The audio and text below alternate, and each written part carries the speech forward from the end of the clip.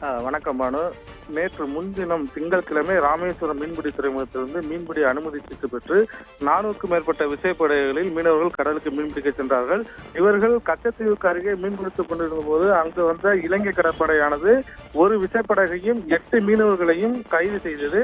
இந்த கைது செய்யப்பட்ட மீனவர்களை விடுவிக்க வேண்டும் என்ற கோரிக்கை எழுந்துள்ளது. அதேபோல் திங்கட்கிழமை கடலுக்கு சென்று ஒரு படகானது சூறைக்காற்று காரணமாக கடலில் மூழ்கியது. இதில் 2 மீனவர்கள் மாயமானார்கள்.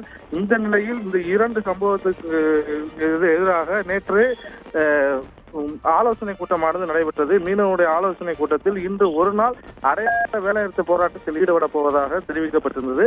அதன் அடிப்படையில் கைது செய்யப்பட்ட மீனவரை விடுதலை செய்ய வேண்டும். அதேபோல் சூறைக்காற்றால் கடலில் மூழ்கி படகானது 2 மீனவர்கள் மாயமாகியுள்ளார்கள். அவர்களை விரைந்து தேடி கண்டுபிடிக்க வேண்டும் உள்ளிட்ட கோரிக்கைகளை வலியுறுத்தி இன்று ராமேஸ்வரம் விசைப்படகு மீனவர்கள் ஒரு நாள் அடையாள வேலைநிறுத்த போராட்டத்தில் ஈடுபட்டு வருகிறார்கள். இந்த ஒரு நாள் அடையாள வேலைநிறுத்த போராட்டத்தால் 700க்கும் மேற்பட்ட விசைப்படகுகள் ராமேஸ்வரம் துறைமுகத்தில் நங்கூரமிட்டு நிறுத்தப்பட்டுள்ளது. மேலும் 3000லிருந்து 5000க்கும் மேற்பட்ட மீனவர்கள் இந்த வேலை இழந்து பாதிக்கப்பட்டுள்ளார்கள்.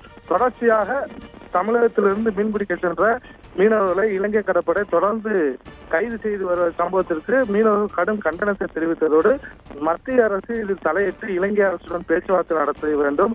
அதேபோல் ஏற்கனவே நிலுவையில் உள்ள இந்திய இலங்கை மீனவருடைய பேச்சுவார்த்தையை உடனடியாக நடத்திட வழிவகை செய்ய வேண்டும் என்ற கோரிக்கையும் எழுந்துள்ளது.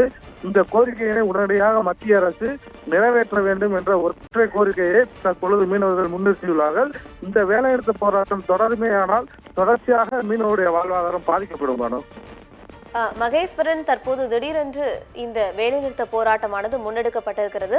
மத்திய மாநில அரசுகளுக்கு அவர்கள் பல்வேறு கோரிக்கைகளை முன்வைத்திருக்கிறார்கள். தற்போதைய கள விவரங்கள் விரிவாக வழங்கியமைக்கு நன்றி மகேஸ்வரன்.